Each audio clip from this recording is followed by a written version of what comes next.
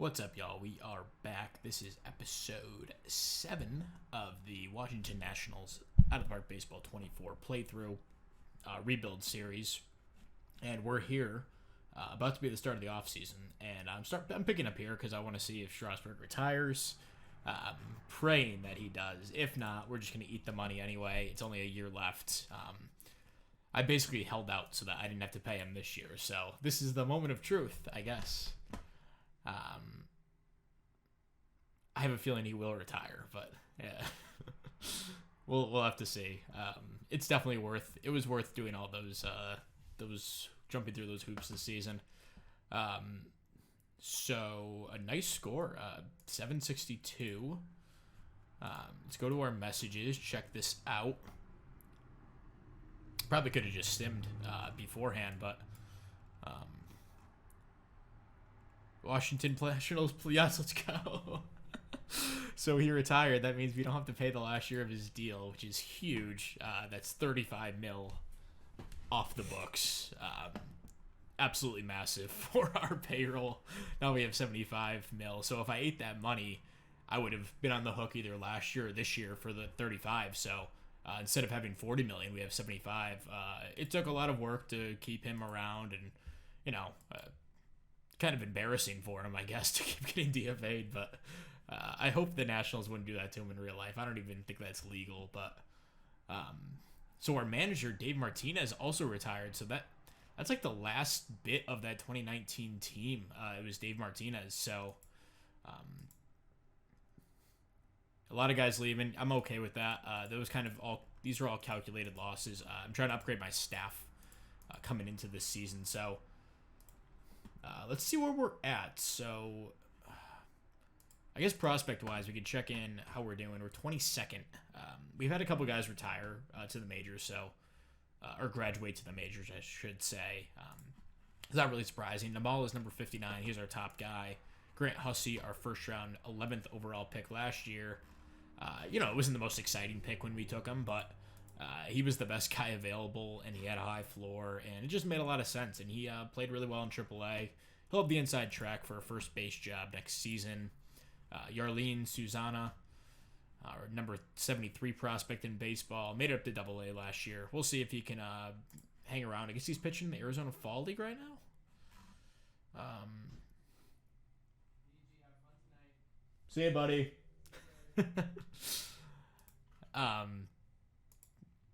And then, let's see, Andrew Lara. He is number 139. Oh, sorry, I skipped to go Justice Schwartz here.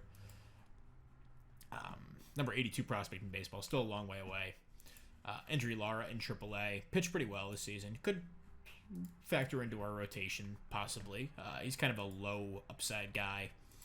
Elijah Green finally came through and made it up to high A this season and played decently well. The strikeout rate is just ridiculous, and I don't know if he'll ever be a major leaguer, but 157 in baseball. Alvarado Bisono was our international guy last season.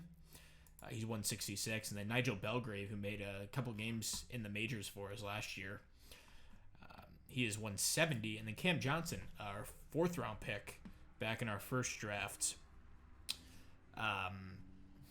made it up to A-ball. I switched him to a reliever for now.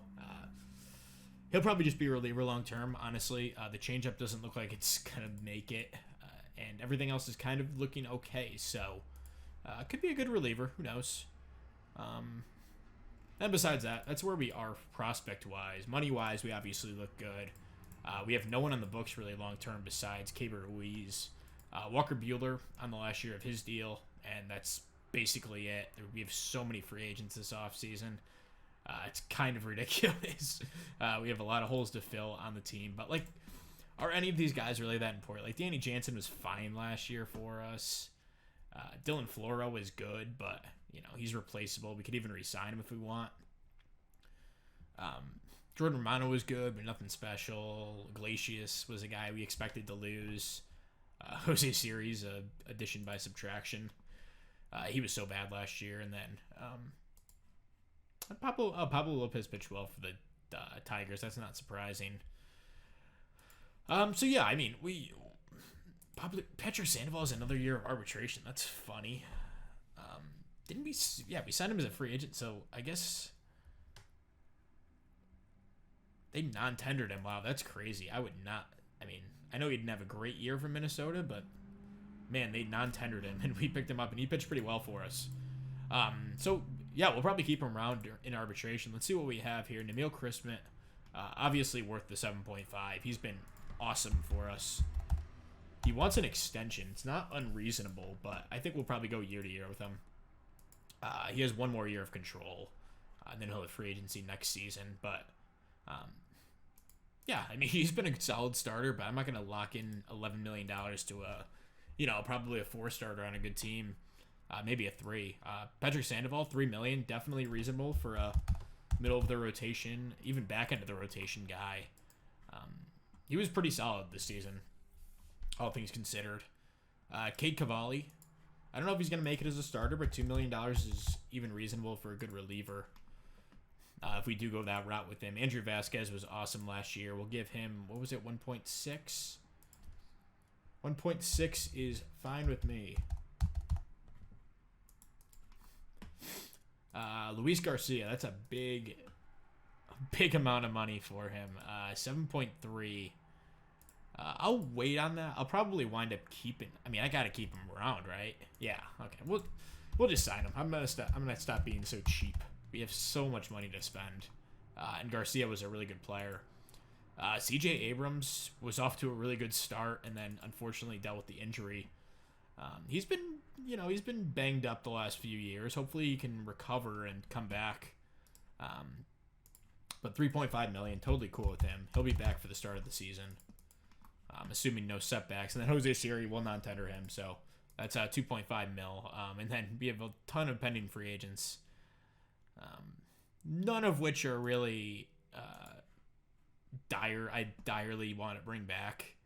Nicky Lopez was cool for us as a, I think he could be a nice utility infielder, but that's not terrible. Maybe we'll look at bringing back Nicky. Cedric Mullins is also pretty good until he wasn't, basically, which he wasn't good at the end of the year. Romano was fine, but it's a little pricey, and Syndergaard really wasn't any good, and he's kind of pissed at us anyway. So, the rotation going into next year, we'll have Skeens, we'll have Christmas, we'll have Bueller in some order, which I kind of like that top 3. I'm not totally sold on it. We'll probably have Sandoval in the 5, so and then Cade Cavalli will fight for a spot. Sandoval also fight for a spot technically, but he has an inside track for one. And then most of this bullpen is or a lot of this bullpen's gone. We're losing all those dudes, so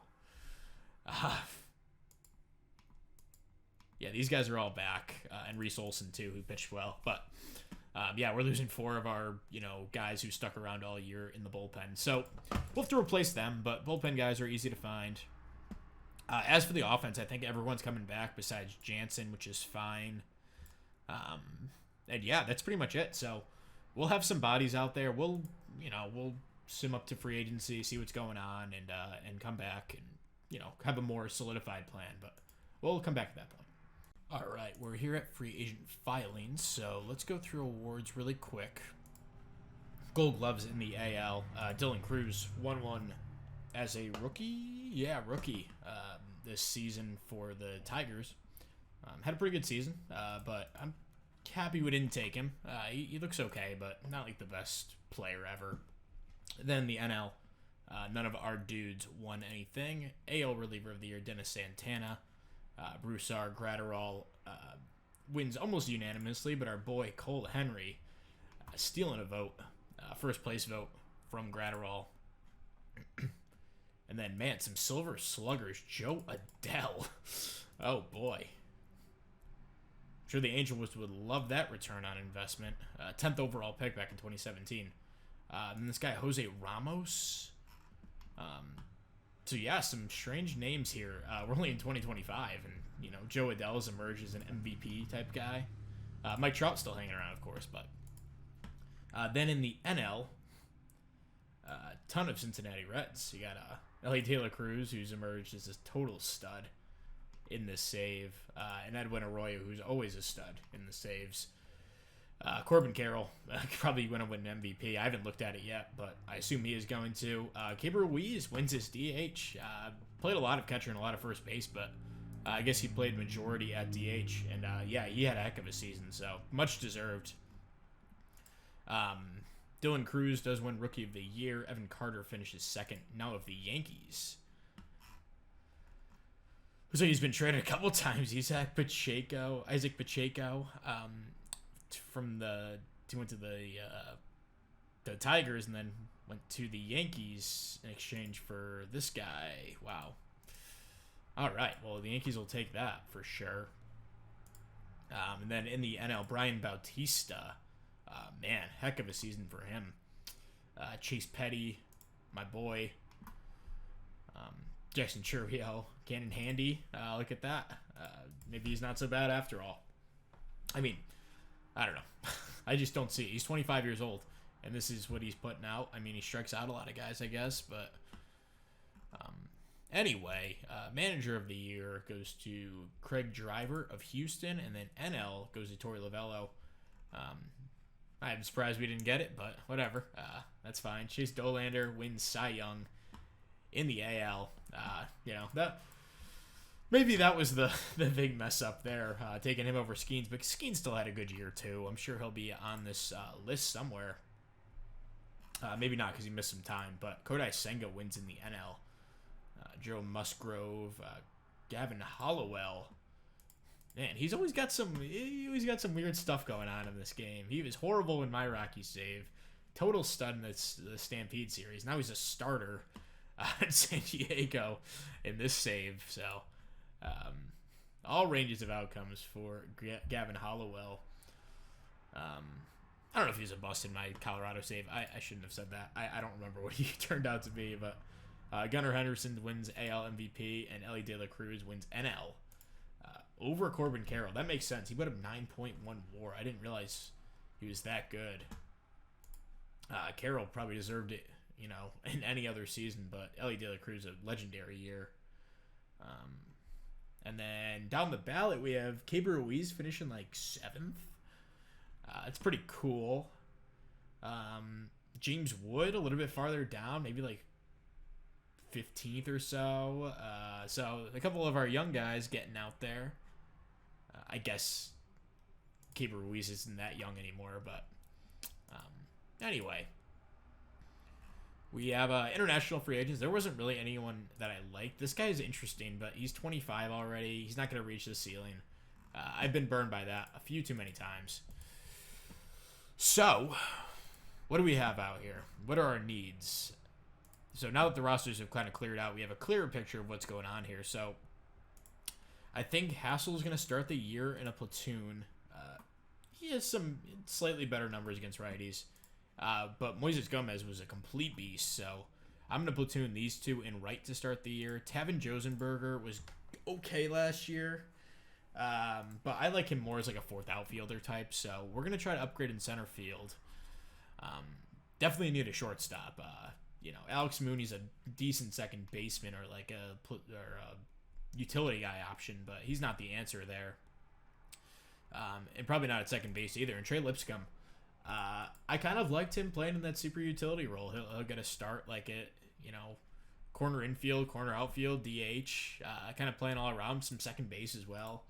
He's not horrible over there, so I like that role for him. So I'm not going to lock him into a position at the moment, but he's obviously in our plans. So center field, shortstop, and second base. Up the middle, we are incredibly weak. What do we have coming? There's some decent guys. Grant Hussey obviously is down here. He'll probably factor into our plans at some point. Drew Compton, former 8th round pick. He was a high floor guy and kind of emerged as a really nice player. Had a good season in AAA and AA this year. Probably only a third baseman, first baseman, corner outfielder, which we have a ton of those already. So we'll probably have to wait for an opportunity, but he's next up probably. Then Brady House, former first round pick by not my regime. I think it was 2020, 2021 first round pick. He's 22 now, and he's kind of developed nicely enough that maybe he's a major league player. But again, another one of these corner infielder, corner outfield types. Stanley Tucker is probably the best like option we have up the middle. He's also a pretty good defender in the outfield, but could be a long-term second baseman for us. He's 23, hasn't had a ton of time in AAA, so I'm not going to lock him in, but he's a former 19th round pick that's kind of blossomed here. I don't remember, where he was when I drafted him. I think he might have had a couple tools, but the eye has certainly come along much better than anything. What was he at 2024? So it would have been like this scouting report, which he's emerged into a much nicer player. So yeah, Tucker's a nice player. Wilfred Veras just didn't really hit in AAA, didn't hit in the majors a couple of years ago, so he might be just minor league depth. Cody Cleveland's an interesting guy, 26 years old. Austin Martin's still down here. He's really not the best. And that's pretty much it. I mean, we got like Rivero. He's an interesting guy. He's kind of hit at every level of the minors pretty decently well. Alika Williams is an infielder, I guess, in theory. And then in the lower minors, I mean, Ty Goldner. He does have the 70 range now, which is cool. But he didn't even touch the majors last year. I just didn't have a spot for him, and he didn't play well. So he was one of the guys that was just up because I didn't have another option. So, I mean, that's pretty much it. So we don't have a ton of infielders. Armando Cruz is like the next closest thing, but he's not coming anytime soon, most likely, or if he ever even makes it. So what are our options over at shortstop in free agency? Bo Bichette, more of a second baseman, but could be an option. He's a little expensive, and I don't want to blow my entire load on just because I want a guy right now. Miguel Rojas might be a cheaper option. He's 36, wants a 4-year deal. That ain't happening, dude. But coming off a decent season for LA, a couple of really nice seasons overall. So he's an option. You got Ha-Seong Kim down here, who I always like. He didn't do anything with the bat last 2 years, but could be a good buy low guy. Yeah, I mean, there's not a ton out here. We could bring back Nicky Lopez. Trevor Story, you could have a reunion with him. How did he do last year? Yeah, he didn't do much. Yeah, there's not a ton out here. So the other option is to check out the trade market and see, what's out there. I know Tommy Edmonds on a big extension. I already looked at some trades earlier on. Paul Goldschmidt would be fun, but so Tommy Edman is interesting.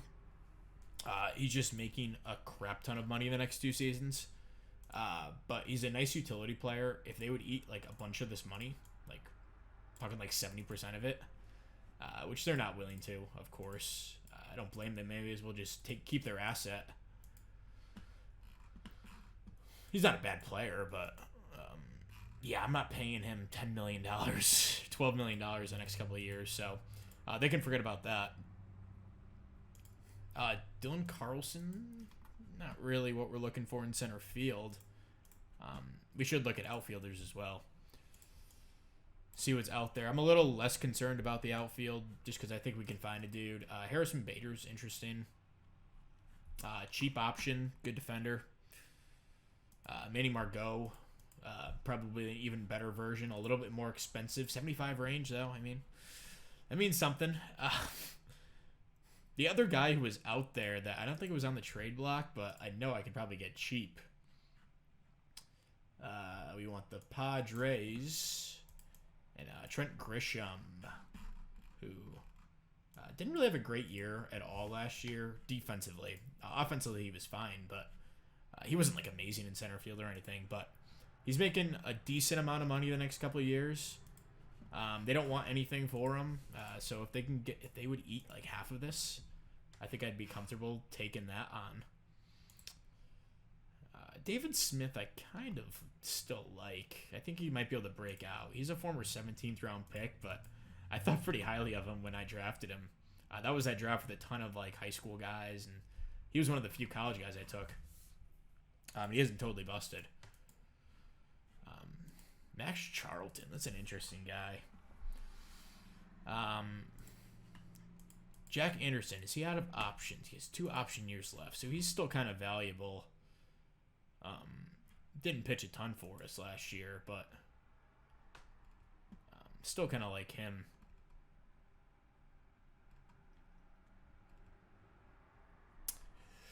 Would it make sense to give up Austin Martin? Probably. I mean, we have like a lot of. He's barely a second baseman, so this does make sense. And they would eat a ton of this deal. Like, this isn't really a problem. I'll throw in Darren Baker, I suppose. I'm trying to keep pretty much all of my young guys. I just don't want to roll the dice and maybe they work out. This guy's a 25-year-old who was pitching in high A. This guy's a 25-year-old who was pitching in single A. Let's throw him in. So I don't want to go too cheesy and make them eat this entire deal, because we have money to spend and I don't want to cheese the system. But we'll throw in Evan Lee as well. And they'll eat 75% of the deal. I don't want to go any more than that. So we'll pay him $2.5 million the next 2 years. He fills in center. He's a lefty, which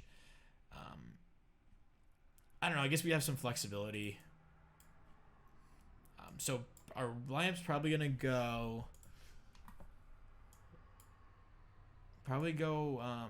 Antonio was a pretty good leadoff hitter. He walked 10% of the time, so I like him there. Ruiz, Wood, White, Garcia, righty, Hassel, righty, and then it would be Trent Grisham there. I don't know if Grisham's the upside guy we're really looking for, but he's a good stopgap guy at least. Or is it better to just go after Margot, who has the 75 range? He wants a big deal though, so I don't know. Jose Trevino's out here. I'm definitely going after him, dude. His defense sometimes falls off a cliff, and man, he was piss freaking poor last year offensively, but he wants a 6-year deal. Holy crap. I think I'm going to go through with this Grisham trade, though. It's cheap. At very worst, he's a 4th outfielder, so let's go through with that. We'll pick up Trent. And he'll be our center fielder, tentatively. He can bat 9th. Perfect. And yeah, this looks pretty decent. We just need a couple righty bats at shortstop and second. Even if they're not righties, it's not a huge deal. Maybe it makes sense to bring in Harrison Bader and platoon those two. He's a little bit better against righties. Sorry, against lefties.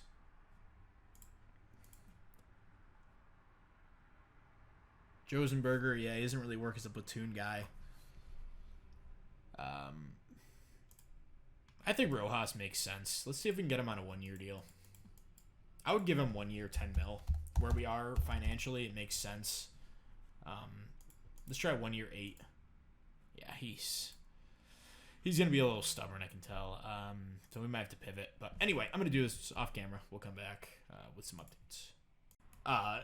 Scratch that. I forgot we had CJ Abrams still. He was on the IL, so I forgot he was on the roster. But he'll factor somewhere into here. So really, we'll only need a shortstop, which makes things a lot easier. I am looking at one guy who I kind of like as a stopgap option. Might be a little bit cheaper. And that's, where is he? Nico Horner. Pretty good defender over at shortstop. He's got the 65 range, which isn't ideal. I prefer 70, but 65 will play. Good defender at second. 28. Does he want a 1 year deal? 2 years. We can get another one, though. I would do 1 year, 6. Sure. So he can fill in at shortstop. Maybe we try to bring Nicky Lopez back. It makes a lot of sense. He was decent for us last year. Decent's very relative, by the way, to what's available out here. 0.3 WAR over 153 games is not really good, but I do like Nicky, so that's one of the reasons that I guess I have a longer leash with him. Okay, we'll come back in just a bit. All right, so this is, I think, our pretty much first blockbuster of the save. So we have like a massive hole at shortstop. There's really no one coming up that's going to solve the issue. And, we're trying to start competing and being taken seriously. So we're giving up a pretty decent package, but we're picking up Carlos Correa, who the ratings don't look great offensively anymore. He's still a good hitter. He put up a 126 WRC plus and 6.8 WAR. You could see since the save started, he's a 5, 6, 7 win player. So he's still a legit guy. He's 31 now. There's obviously concerns that he might decline quickly, but his contract isn't crazy. So he still makes 30 million through his age 33 season, but then it drops off pretty quickly. Then the last year is a team option. So we're not paying him crazy money after these first 3 years. If we get good production out of him the first 3, then it's worth it. But I don't see a solution at shortstop really coming. I went through like every single guy I could have found, and just nothing was really catching my eye. The one caveat there is we do have Armando Cruz still in the minors. He didn't play horribly last year in high A. He was actually quite fine at the bat, 81 WRC plus, but a really good glove. But I don't know. I don't see the massive upside. His glove's not as good as Correa. His bat certainly isn't.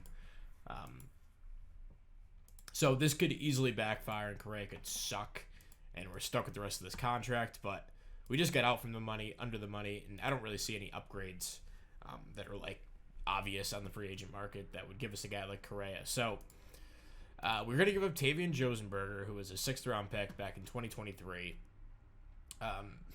Was a pretty... I like him. I like him a lot.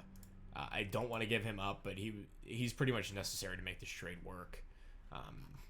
Didn't play great last year in limited sample, but I still think he could be a good center fielder, 4th outfielder type. And then Alex Mooney also hurts to give up, a 2nd round pick just last season, and kind of crushed it in the minors.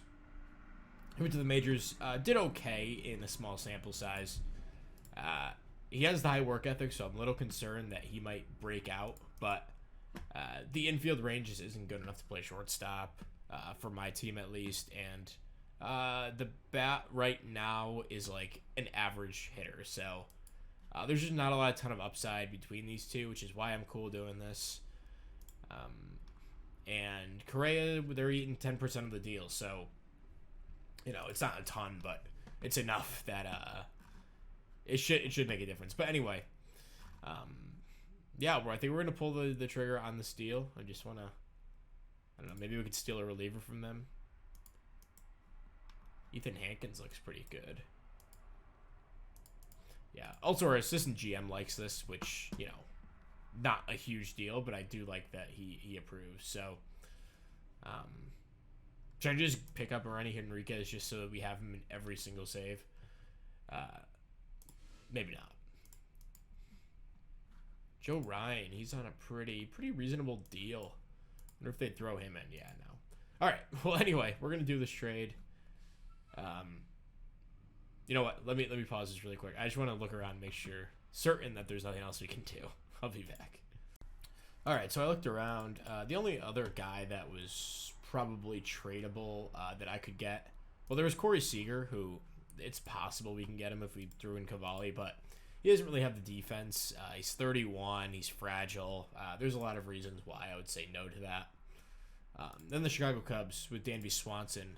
We got him in the Nashville save, and he's just not really quite as good. I guess he's a better defender,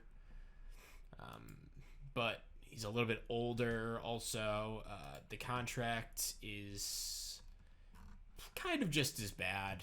If you're discounting the last 3 years or so of Correa's that aren't nearly as bad, Swanson's contract just as bad. They're eating a little bit of it, but I think we're gonna go through with the Twins one. Pick up Carlos Correa. Our fans should love it as well. He's extremely popular. There you go. Huge blockbuster to, start our window into contention here. So that was really the last big hole on this roster. You plug in one of the best players at their position in Correa, and this is what you have. This will be the lineup going into this season. Super pumped now. This should be a fun year.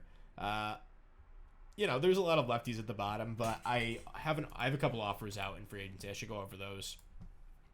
A lot of one-year deals. So Jose Quintana, I tried to get him last year, was not able to sign him.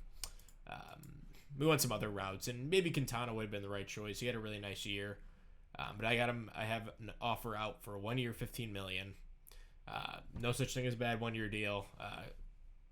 You could be bad, but whatever. It's just money. We have a good amount to spend. Rafael Montero, I kind of want to look for ground ballers and see if we can build up a good sinker baller group to, our infield defense looks pretty good now. So Montero, Aaron Bummer's kind of the left-handed equivalent to him. We have an offer out for him. Then this guy, we put out a minor league contract to, and then Harrison Bader, $2.2 million 1 year deal to platoon out in center field with Grisham. So I mean, we're building I think we're building something special here in Washington, and super excited what this season's gonna bring. But we'll cut out here, and we'll come back and update with what happens here with all these pending moves. Okay, so we're up to the Rule 5 drafts. We had a couple interesting names that we had to add to the 40-man here. So one of them being Elijah Green, who is a 2022 first-round pick. So it's been 4 years, so he has to be added to the 40-man.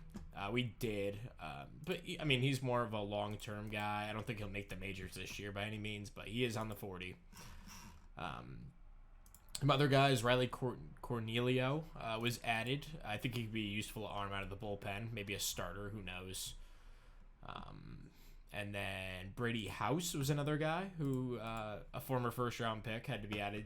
He had a good enough season last year in AAA and AA that I was comfortable putting him on. He's a leader, so could be a guy in our future. And then Jeremy De La Rosa is an interesting one. Basically, all he's done is hit in the minor leagues.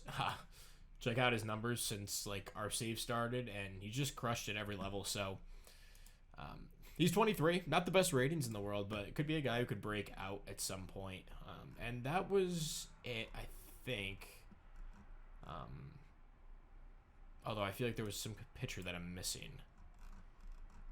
Yes, it was this guy, Miguel Gomez, who has a really nice slider. Doesn't throw too hard. He's a side armor, but an interesting arm that we could use out of the bullpen. But I think I'm going to draft someone here.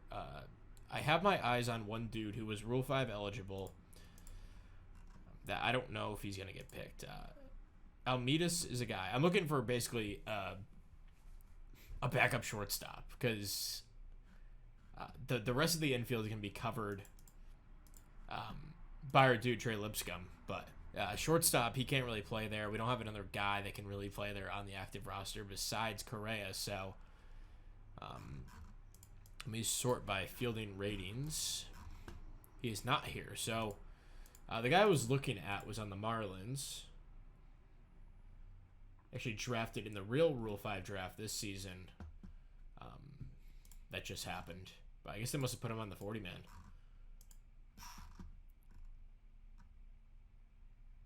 Joey Weimer. Interesting. Yes, Nasim Nunez. They did put him on the 40. That's interesting. Okay, yeah. So I was looking to trade for him, actually. Yeah, I think the offer, it was something... It wasn't this much. It was quite a bit, but it wasn't this much. But I'm just going to roll with whatever they got here in the pool when my pick comes around. So let's pray no one gets drafted. I have a feeling... Okay, we're good.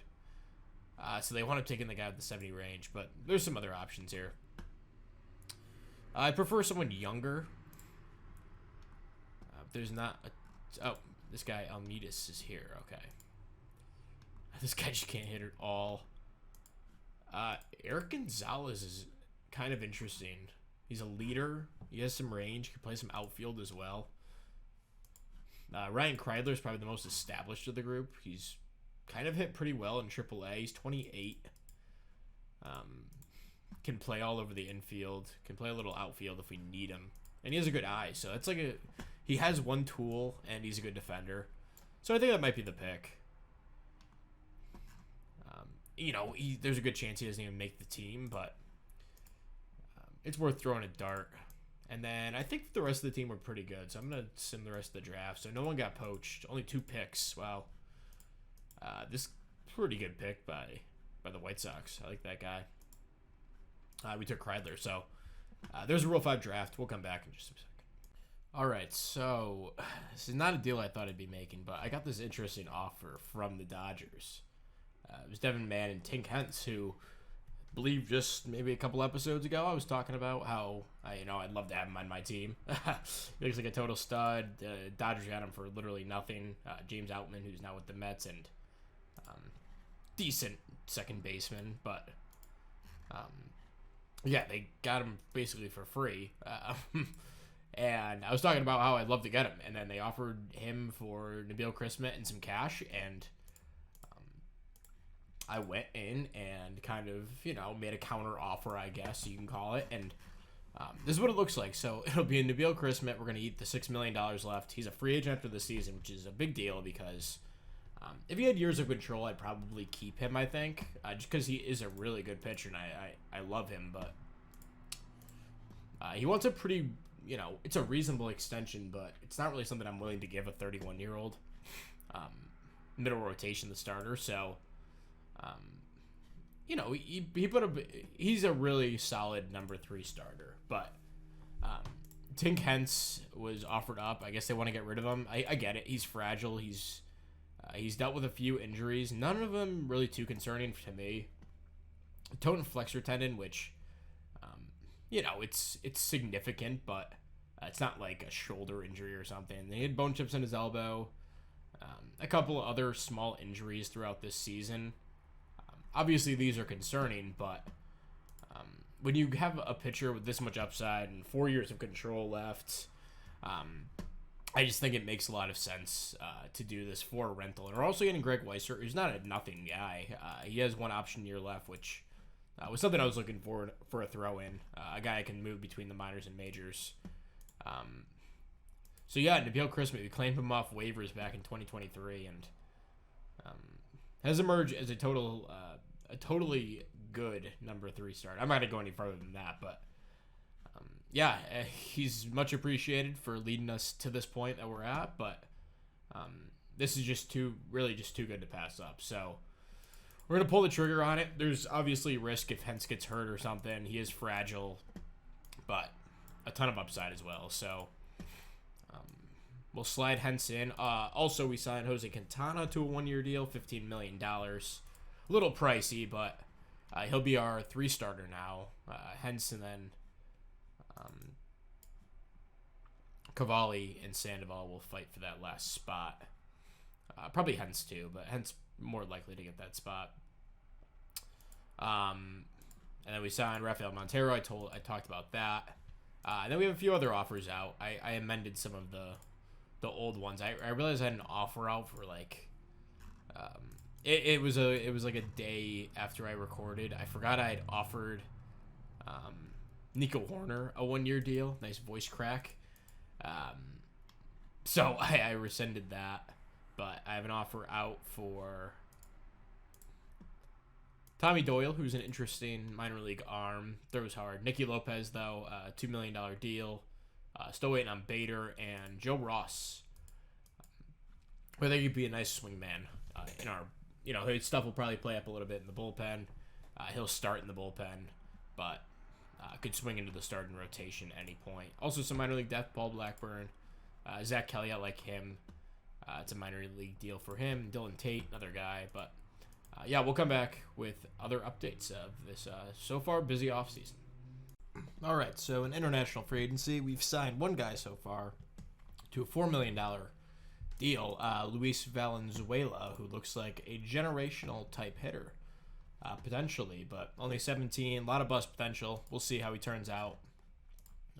So that just happens. We have $1.7 million. A lot of people want our signing, our bonus room. This is actually an interesting deal. Trey Rucker for $500,000. He's a decent player. He can play a lot of positions decently well.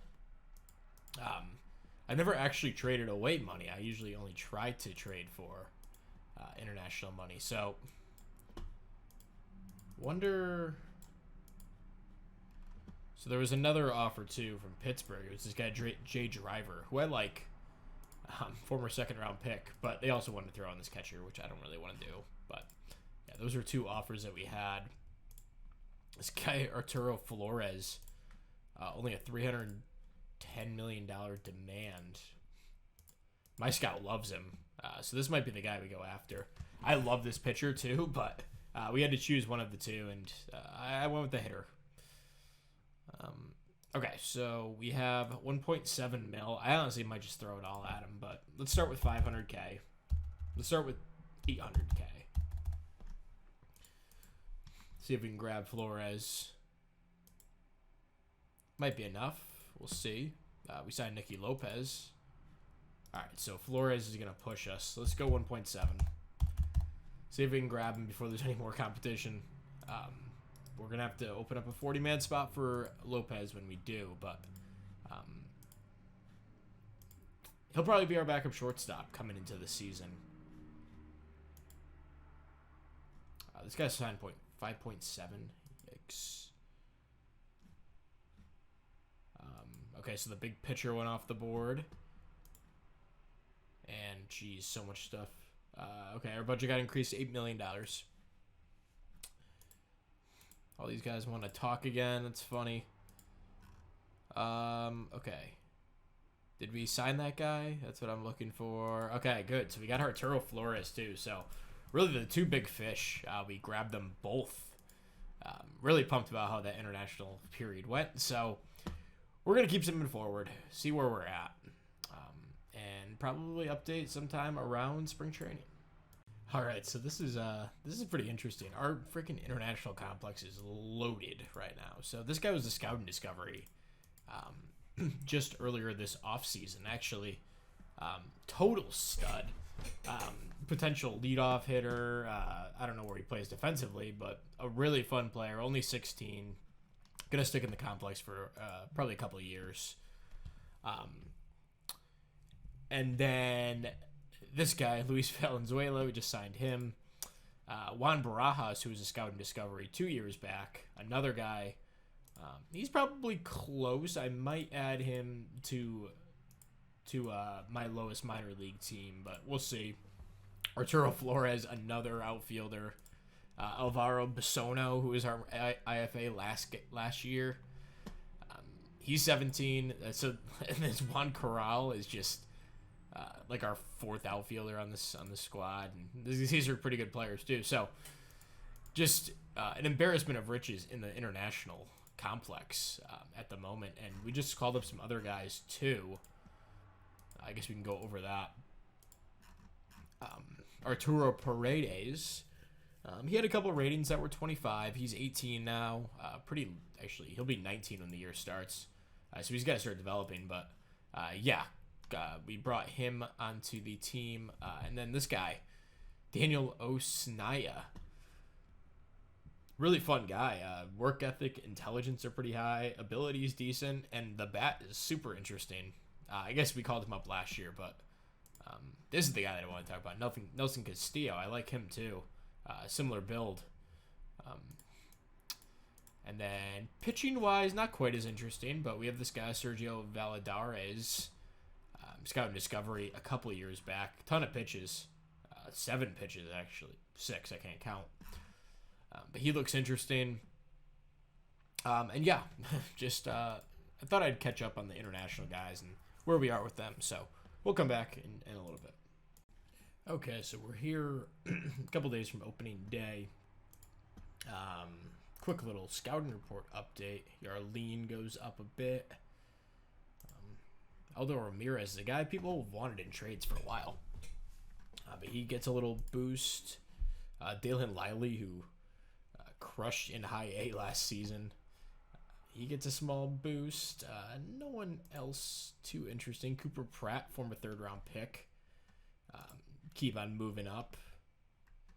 Carson Applegate was a 6th-round pick.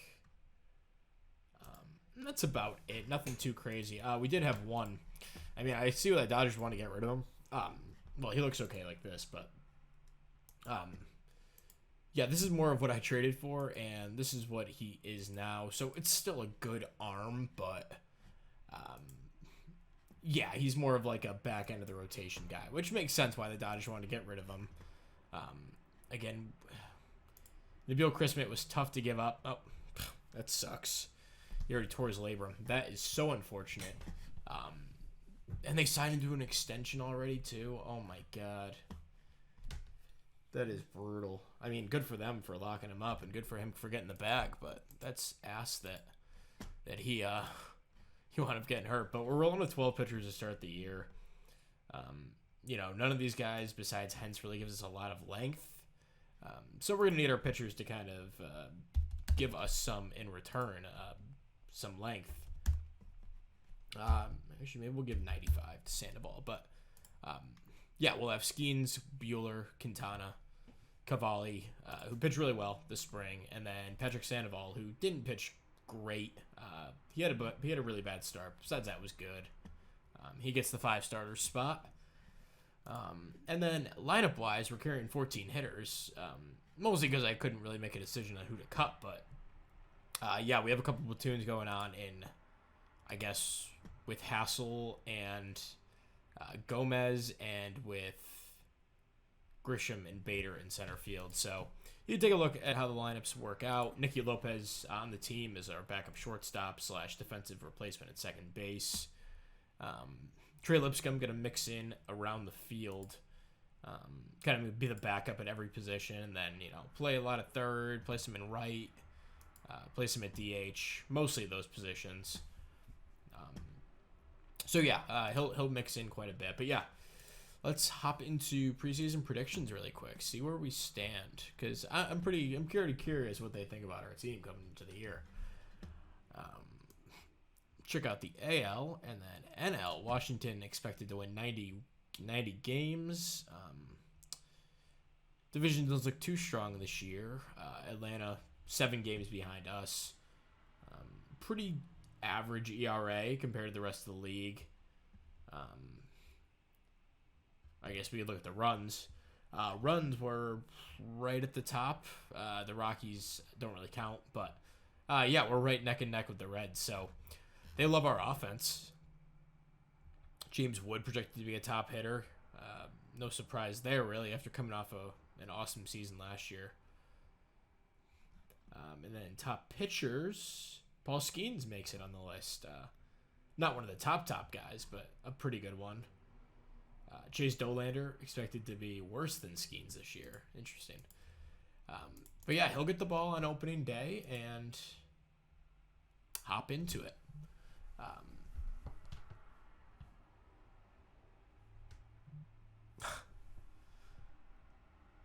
Sorry, I'm just reading a text on my phone. It's fantasy football. All right, here we go. Season expectations. They want us to play better than 500 ball. I think we can do that. Check out our prospects, where we stand. Yarlene goes up to number 30. Nice. I don't really see why, but I'll take it. Check out the rest. Luis Valenzuela slots in at number 42. Sergio Aldana, our scouting discovery this offseason, 48. Namala falls down to 80. He just really hasn't done anything in the minors. He'll start the year in A-ball again. Arturo Paredes slots in the top 100. Augustus Schwartz as well.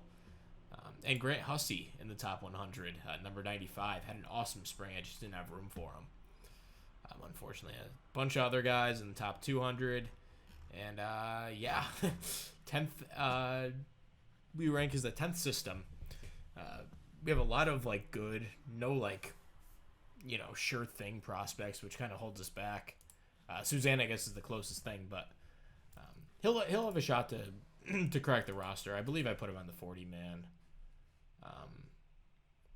Did I? Maybe he doesn't have enough service time. I don't know if he was added yet or what. Okay, I guess he wasn't added yet. Okay, well, he wasn't Rule 5 eligible. All right, let's hop into opening day.